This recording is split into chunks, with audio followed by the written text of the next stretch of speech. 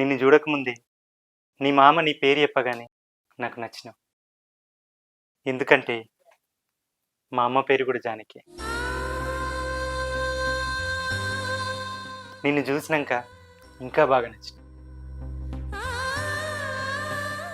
ఎవరికైనా అమ్మలాగా మంచిగా చూసుకునే భార్య దొరికితే ఎంత మంచిగా ఉంటుంది. నిన్ను చూడంగానే మా అమ్మలాగా నన్ను మంచిగా చూసుకుంటావు అనిపించింది. అవును కానీ నువ్వు పాటలు పాడతావట కదా, అప్పటి నుంచి నేనే మాట్లాడుతున్నా, నువ్వేం మాట్లాడతలేవు. నాకు పాటలంటే చాలా ఇష్టం. నాకు ప్రాణం.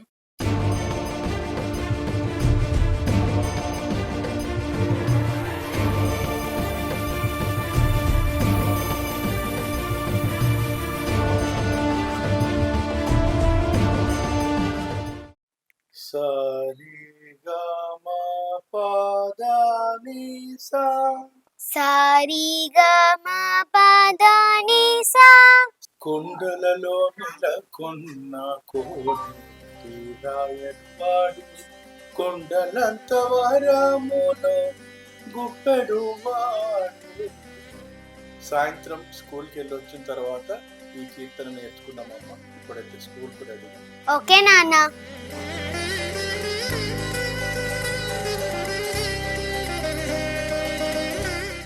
ఓ రాజు వచ్చావా? రారా కూర్చో. అమ్మా జానకి, రాజు అంకుల్ వచ్చిండు, కొన్ని మంచినీళ్ళు తీసుకురామ్మా. సరే కానీ సత్యం, నేను చెప్పిన విషయం ఏం చేసావురా?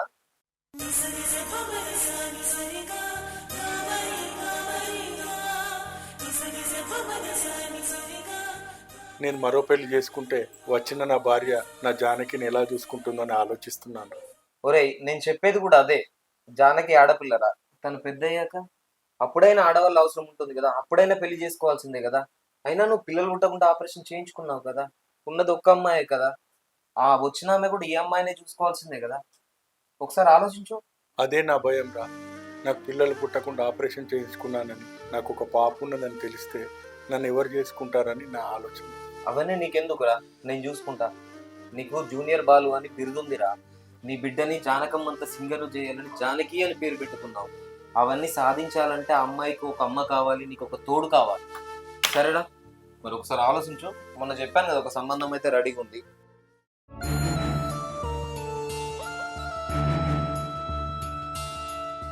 సరేరా, నీ ఇష్టం.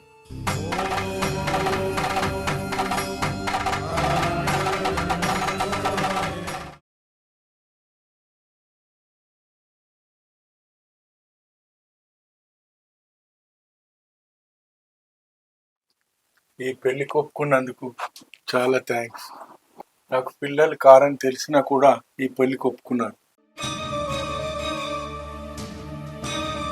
నా బిడ్డ కోసం.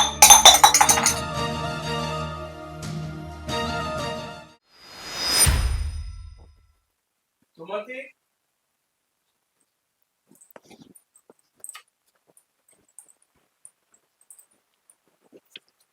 అమ్మ జానకి, నేను స్కూల్కి వెళ్తున్నాను, అమ్మను విసిగించొద్దు.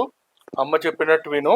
నేను సాయంత్రం స్కూల్కి వెళ్ళి వచ్చిన తర్వాత మళ్ళీ నీకు క్లాస్ చెప్తాను, సరేనా?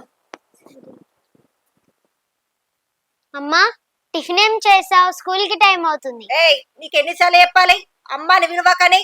పిన్ని అని విలువ. అయినా నీకు అన్న నాయ, నేను అమ్మాని విలువడానికి.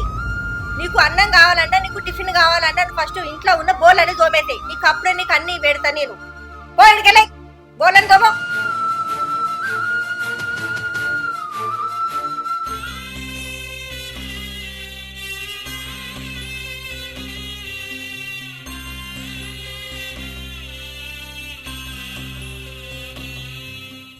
పిన్ని, బోళ్ళన్నీ తోమేసా, టిఫిన్ పెడతావా?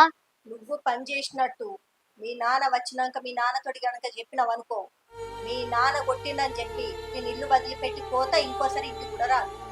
సరే పిన్ని, నువ్వేం చెప్తే అది చేస్తా. నువ్వు ఇక్కడే ఉండు. అక్క అక్క. సరే తమ్ముడు, ఊరు నుండి ఎప్పుడు వచ్చినావురా?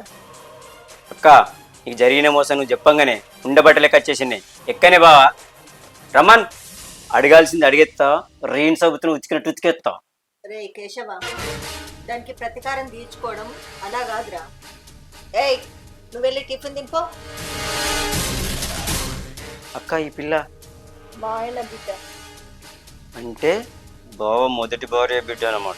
దాన్ని బాగా చదివించి సంగీతం నేర్పించి సింగర్ని చేస్తాడట మీ బావ. అంటే నువ్వు తాజ్ హోటల్లో టిఫిన్ చేసినట్టు మొత్తం చేసి దాని మేపు ఆఖరికి నీకు సిప్పే మిగులుతుంది. అయినా ఒక విషయం మర్చిపోయినది, ఆయనకు బిడ్డ ఉందని తెలిసి కూడా నువ్వు పెళ్లి చేసుకున్నావు దేనికోసం? ఆస్తి కోసమే కదా. మరి నువ్వు గిట్ల చేస్తే అట్లనే, నువ్వు గిట్లే చేసినావు అనుకో అది పెద్ద సింగరే పెద్ద ప్రోగ్రాలు చేస్తుంది. నువ్వేమో ఇల్లు తిరుపుకుంటా రామ రామ రగ రామ పరాత్మర అనుకుంటా అడక తినాలి సత్తది. అలా ఎలాగాని ఇస్తారా? దాన్ని ఎంతలా వాడుకోవాలి అంతలా వాడుకుంటా, దాన్ని వదిలేస్తానా? అయినా నా గురించి నీకు తెలుసు కదరా. అయినా సూపర్ అక్క, నువ్వు చేసే టక్కుట మరి గజకర గోకర విద్యలను చూసుకుంటూ ఇక్కడే ఉంటా, అప్పుడప్పుడు ఇంటికి వేస్తా. ఏమంటావు అక్క? మేడం, సార్కు పక్షాతం వచ్చింది, హాస్పిటల్ తీసుకుపోయాడు.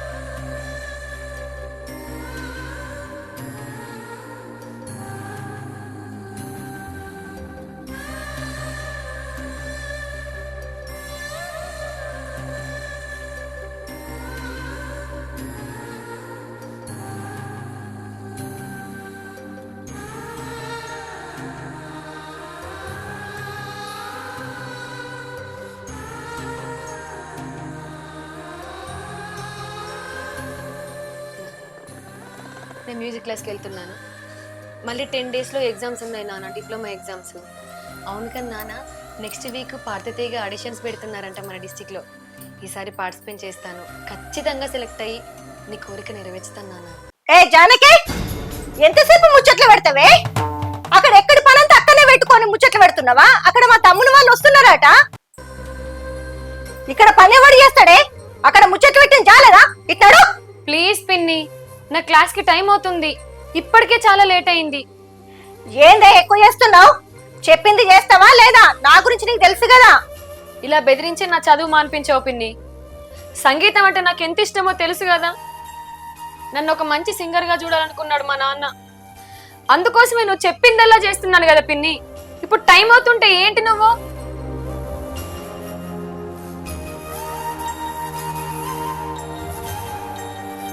నేను చెప్పిన పని చేసి నువ్వెక్కడ చేస్తావు చావు.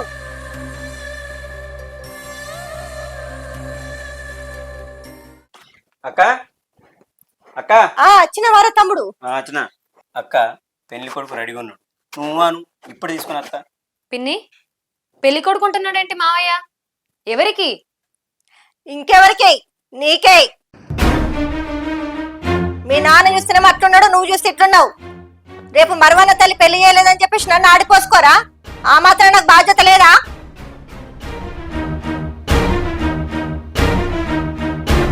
నాకు ఇప్పుడే పెళ్ళొద్దు నాన్న, డిప్లొమా కంప్లీట్ చేయాలి, పార్థతీగలో పార్టిసిపేట్ చేయాలి నాన్న. నీ కళలన్నీ నేను నిజం చేయాలి కదా నాన్న. ఎప్పుడేం చేయాలో నాకు తెలుసు. నోరు మూసుకొని రెడీ కాపో, అబ్బాయి వాళ్ళు వస్తుర్రు.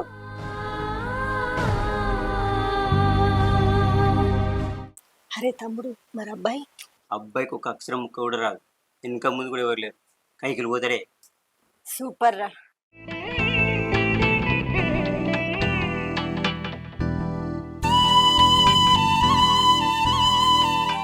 మా అమ్మాయి పేరు జానకి, దీని కొంచెం సిగ్గెక్కువ.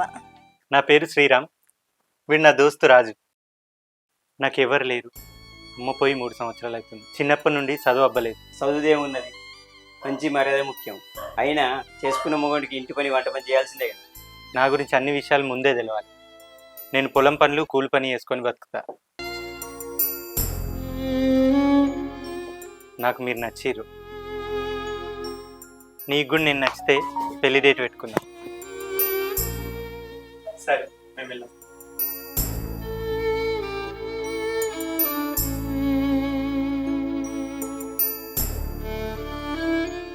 నాకు ఈ పెళ్ళొద్దు పిన్ని. ఏంది వద్దా? చూసారా మరవన తల్లి ఇప్పుడు పెళ్లి చేయలేదని చెప్పేసి నన్ను అందరూ ఆడిపోసుకోవడానికే కదా. చేసుకోవా ఇప్పుడు నా పెళ్లి చేసుకోవా నువ్వు? ఈ బతుకెందుకు? నా బతుకెందుకు? ఎందుకు ఇది అంతా నన్ను ఆడిపోసుకుంటే నేను చూడడానికా? నేను ఉండద్దు, నేను ఉండద్దు. ఇప్పుడు నేను చావాలి. ఇప్పుడు నేను ఉండద్దు. చేసుకుంటా. నా పెళ్లి కోసం మీరెవరు చావనక్కర్లేదు. ఆ పెళ్లేదో చేసుకొని నేనే చేస్తా.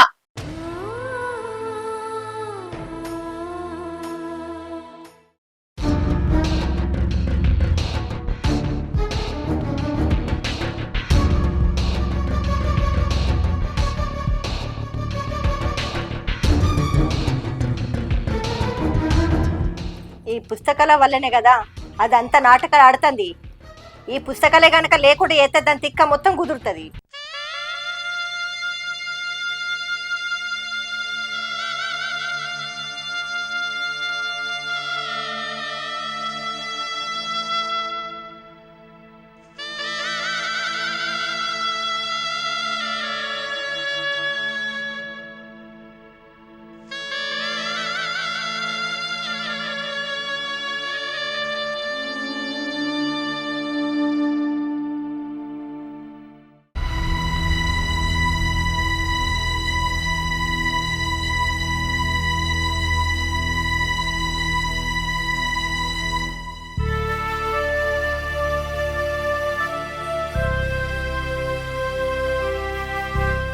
పిన్ని, ఏంటిదే? నా సంగీతం బుక్స్ ఏవి? ఏ సంగీత బుక్కులు నాకేం తెలియదు. పాత పుస్తకాలు వస్తే పాత పుస్తకాలు అన్ని పేపర్లు అన్ని అటు ఇచ్చేసిన. పాత పుస్తకాలోడికా?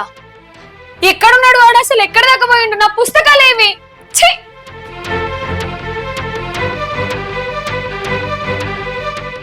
వాడు ఎక్కడ దాకా పోయిండు? ఎందుకు పిన్ని ఇట్లా చేస్తావు అసలు నువ్వు?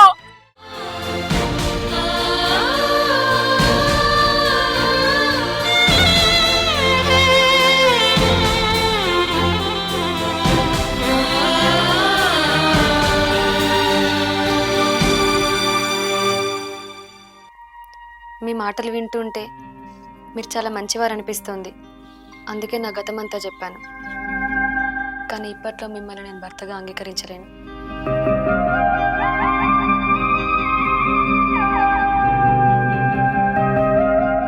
అది కాదురా, ఇష్టం లేనప్పుడు ముందే చెప్పాలి కదా. అరే లగ్గమైనా ఇదంతేంద్రా, మనిషిని పరిశాన్ చేసుడు కాకపోతే ముందు వాళ్ళ మేనవా ఉన్నాడు కదా, వాడిని పట్టుకొని 4 అంతే అసలు విషయం అన్ని బయట పడతాయి. వాడి సంగతి ఎంత మనం చూడొచ్చు. ఇప్పుడు ఏల్సింది అది కాదురా. జానకిని తను ఊరుకున్నట్టు సింగర్ని చేద్దాం అనుకుంటున్నా. అరే నీకేమన్నా పిచ్చి పట్టిందారా? మనం కూలి పని చేసుకునేటోళ్ళం, మనకెందుకురా ఈ పాటలు సంగీతం? ఎవడైనా పెళ్ళైనాక భార్యతోటి ఎంజాయ్ చేద్దాం అనుకుంటాడు, ఎటన్నా బయటకు పోదాం అనుకుంటాడు. నువ్వేంద్రా నా భార్యకు పాటలు నేర్పిస్తా, సంగీతం నేర్పిస్తా, సింగర్ని చేస్తా అంటున్నావు? ఏం మనిషిరా నువ్వు? ఇంకా నీకు కనీసం 3 రాత్రులు కూడా కాలే కదా. లగ్గమైన ఆడోళ్ళకి ఏం పని ఉంటుందిరా? ఇంట్లో అండి పెట్టాలి మగవానికి, ఇంట్లో పని చేసుకోవాలి. కానీ నువ్వేమో ఊళ్ళు తిప్పిస్తా, పాటలు పాడిపిస్తా అంటున్నావు. అవసరం అది ఇవన్నీ మనకు? గిట్లా ఆలోచించేటోళ్ళు ఉండబట్టేరా దేశంలో సగం మంది ఆడోళ్ళు పోయికానే ఉంటారు. వాళ్ళకి ఎంతో తెలివి ఉన్నా ఏదో చేద్దామన్నా ఏం చేయలేకపోతుర్రు నీలాంటి వాళ్ళ వల్ల. చెయ్యి. అరే అది కాదురా, నువ్వు అంటే సంగీతం నేర్చుకోవాలంటే అది ఎవరు నేర్పిస్తారో, ఎక్కడ ఉంటారో వాటి గురించి మనకు తెలియదు కాదురా. మనకు తెలియకపోతే ఏందిరా, జానకి తెలుసు కదా. తననే అడిగి ఆ క్లాసులు ఎక్కడున్నాయో మళ్ళీ ఇవ్వమంట. అవసరమైతే దగ్గరుండి నేనే తీసుకుపోతా. తన కలల్ని, వాళ్ళ నాన్న ఆశని నెరవేర్చుకోమంట. తాను కోరుకున్న గమ్యానికి చేరుస్తా.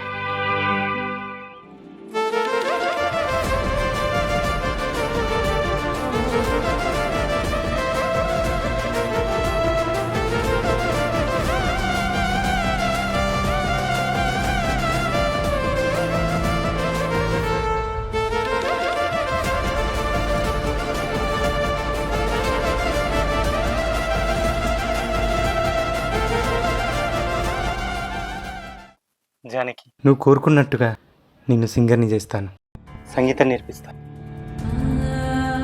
నువ్వు అనుకున్నది సాధించినట్టు చేస్తాను.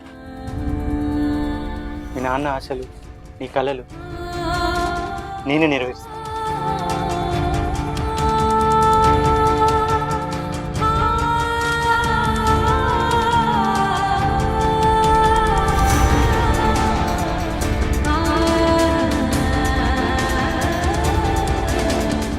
ధృతి నీవు ద్యుతి నీవు శరణాగతి నీవు భారతి, ఈ నా కృతి నీవు భారతి.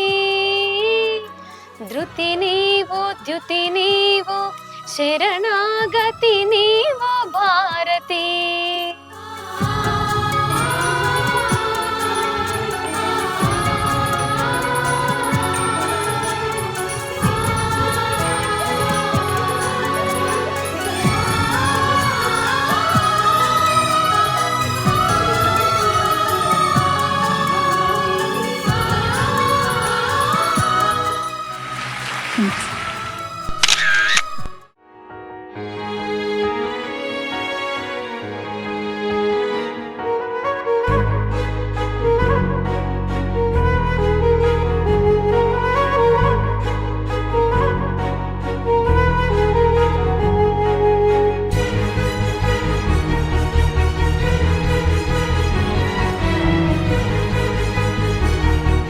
నానా, నేను పాడితే తీగ విన్నర్ అయ్యాను నానా. ఇలాగే కదా నాన్న నన్ను చూడాలనుకున్నావు.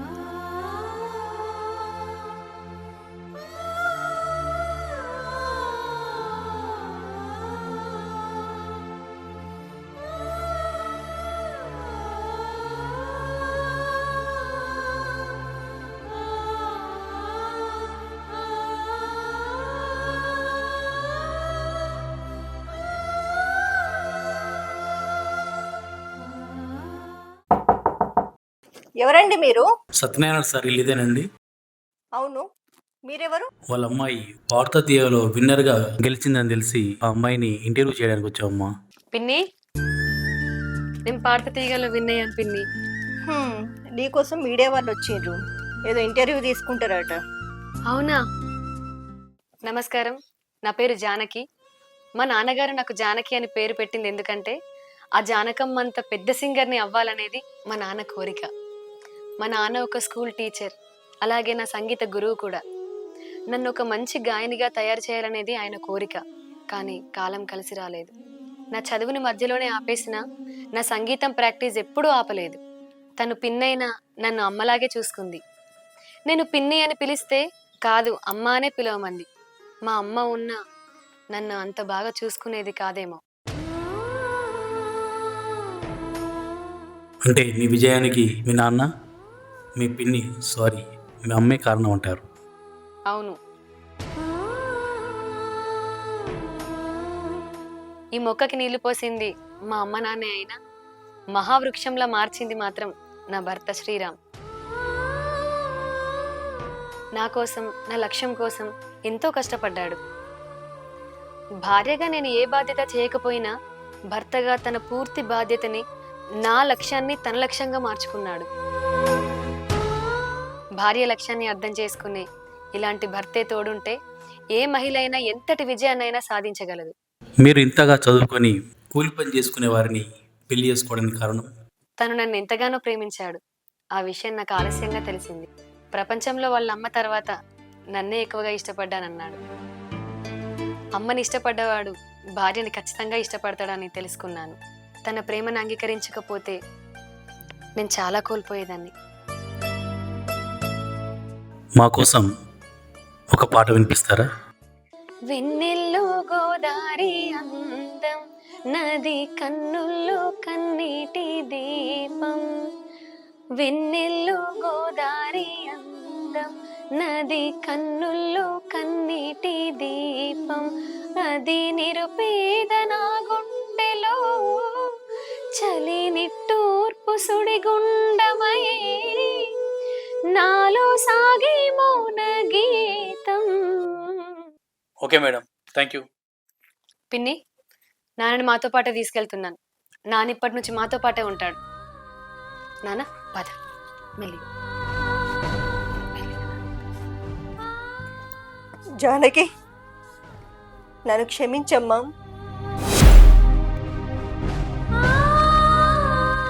చెప్పుడు మాటల వల్ల మీ నాన్న మీద కోపం అంతా నీ మీద చూపించిందమ్మా. అందరం ఇక్కడే ఉందాం, అందరం కలిసే ఉందాం. రా అమ్మా.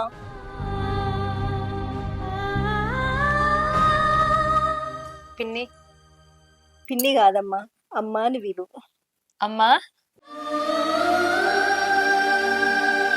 మనలో సాధించాల్సిన లక్ష్యం బలంగా ఉన్నప్పుడు ఎవరెన్ని అడ్డంకులు కల్పించినా ఆ దైవం ఆ లక్ష్య సాధనకే ఓ తోడును పంపిస్తుంది.